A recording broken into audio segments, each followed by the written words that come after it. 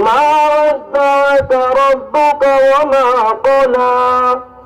وللآخرة خير لك من الأولى ولسوف يعطيك ربك فترضى